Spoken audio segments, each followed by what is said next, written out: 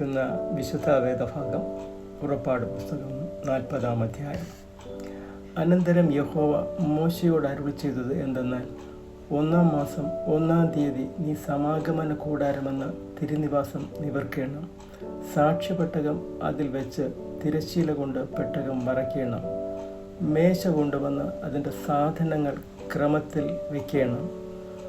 നിലവിളക്ക് കൊണ്ടുവന്ന് അതിൻ്റെ ദീപം കൊളുത്തേണം. ധൂപത്തിനുള്ള പൊൻപീഠം സാക്ഷ്യപ്പെട്ടകത്തിന് മുമ്പിൽ വെച്ച് തിരുനിവാസത്തിൻ്റെ മറശ്ശീല തൂക്കേണം. സമാഗമന കൂടാരമെന്ന തിരുനിവാസത്തിൻ്റെ വാതിലിന് മുമ്പിൽ ഹോമയാഗപീഠം വയ്ക്കണം. സമാഗമന കൂടാരത്തിനും യാഗപീഠത്തിനും നടുവിൽ തൊട്ടി വച്ച് അതിൽ വെള്ളം നിറയ്ക്കണം. ചുറ്റും പ്രാകാരം നിവർത്ത് പ്രാകാരവാതിലിൻ്റെ മറശ്ശീല തൂക്കണം. അഭിഷേക തൈലം എടുത്ത് തിരുനിവാസവും അതിലുള്ള സകലവും അഭിഷേകം ചെയ്ത് അതും അതിൻ്റെ ഉപകരണങ്ങളൊക്കെയും ശുദ്ധീകരിക്കണം. അത് വിശുദ്ധമായിരിക്കണം. ഹോമയാഗപീഠവും അതിൻ്റെ ഉപകരണങ്ങളൊക്കെയും അഭിഷേകം ചെയ്ത് യാഗപീഠം ശുദ്ധീകരിക്കണം. യാഗപീഠം അതിവിശുദ്ധമായിരിക്കണം. തൊട്ടിയും അതിൻ്റെ കാലും അഭിഷേകം ചെയ്ത് ശുദ്ധീകരിക്കണം. അഹരോനെയും പുത്രന്മാരെയും സമാഗമന കൂടാരത്തിൻ്റെ വാതിൽക്കൽ കൊണ്ടുവന്ന് അവരെ വെള്ളം കൊണ്ട് കഴുകണം.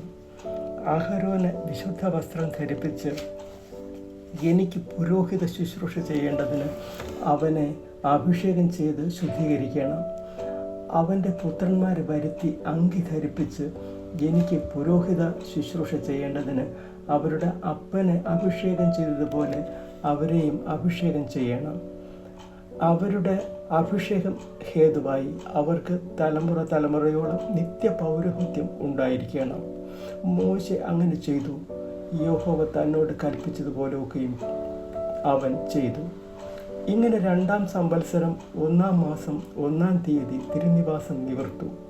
മോശെ തിരുനിവാസം നിവർക്കുകയും അതിൻ്റെ ചുവട് ഉറപ്പിക്കുകയും പലക നിർത്തുകയും അന്താഴം ചെലുത്തുകയും തൂൺ നാട്ടുകയും ചെയ്തു. അവൻ മൂടുവിരി തിരുനിവാസത്തിന്മേൽ വിരിച്ചു. അതിന്മീതെ മൂടുവിരിയുടെ പുറമൂടിയും വിരിച്ചു. യഹോവ മോശയോട് കൽപ്പിച്ചതുപോലെ തന്നെ. അവൻ സാക്ഷ്യം എടുത്ത് പെട്ടകത്തിൽ വെച്ചു. പെട്ടകത്തിന് തണ്ട് ചെലുത്തി പെട്ടകത്തിന് മീതെ കൃപാസനം വെച്ചു. പെട്ടകം തിരുനിവാസത്തിൽ കൊണ്ടുവന്ന് മറയുടെ തിരശ്ശീല തൂക്കി സാക്ഷ്യപ്പെട്ടകം മറച്ചു. യഹോവ മോശയോട് കൽപ്പിച്ചതുപോലെ തന്നെ. സമാഗമന കൂടാരത്തിൽ തിരുനിവാസത്തിൻ്റെ വടക്ക് വശത്ത് തിരശ്ശീലയ്ക്ക് പുറത്തായി മേശ വെച്ചു. അതിന്മേൽ യഹോവയുടെ സന്നിധിയിൽ അപ്പം അടുക്കി വെച്ചു. യഹോവ മോശയോട് കൽപ്പിച്ചതുപോലെ തന്നെ. സമാഗമന കൂടാരത്തിൽ മേശയ്ക്ക് നേരെ തിരുനിവാസത്തിൻ്റെ തെക്ക് വശത്ത് നിലവിളക്ക് വയ്ക്കുകയും യഹോവയുടെ സന്നിധിയിൽ ദീപം കൊളുത്തുകയും ചെയ്തു. യഹോവ മോശയോട് കൽപ്പിച്ചതുപോലെ തന്നെ. സമാഗമന കൂടാരത്തിൽ തിരശ്ശീലയുടെ മുൻവശത്ത് പൊന്നുകൊണ്ടുള്ള ധൂപം വയ്ക്കുകയും അതിന്മേൽ സുഗന്ധ ധൂപവർഗം ധൂപിക്കുകയും ചെയ്തു. യഹോവ മോശയോട് കൽപ്പിച്ചതുപോലെ തന്നെ. അവൻ തിരുനിവാസത്തിൻ്റെ വാതിലിനുള്ള മറശ്ശീല തൂക്കി ഹോമയാഗം സമാഗമന കൂടാരമെന്ന തിരുനിവാസത്തിൻ്റെ വാതിലിനും മുൻവശത്ത് വയ്ക്കുകയും അതിന്മേൽ ഹോമയാഗവും ഭോജനയാഗവും അർപ്പിക്കുകയും ചെയ്തു. യഹോവ മോശയോട് കൽപ്പിച്ചതുപോലെ തന്നെ. സമാഗമന കൂടാരത്തിനും യാഗപീഠത്തിനും നടുവിൽ അവൻ തൊട്ടി വയ്ക്കുകയും കഴുകേണ്ടതിന് അതിൽ വെള്ളം ഒഴിക്കുകയും ചെയ്തു. മോശയും അഹരോനും അവൻ്റെ പുത്രന്മാരും അതിൽ കൈയും കാലും കഴുകി. അവർ സമാഗമന കൂടാരത്തിൽ കടക്കുമ്പോഴും യാഗപീഠത്തിങ്കൽ ചെല്ലുമ്പോഴും കൈകാലുകൾ കഴുകും.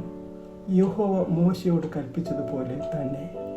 അവൻ തിരുനിവാസത്തിനും യാഗപീഠത്തിനും ചുറ്റും പ്രാകാരം നിർത്തി പ്രാകാരവാതിലിൻ്റെ മറശ്ശീല തൂക്കി.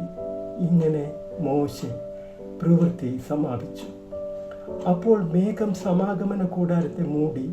യഹോവയുടെ തേജസ് തിരുനിവാസത്തെ നിറച്ചു.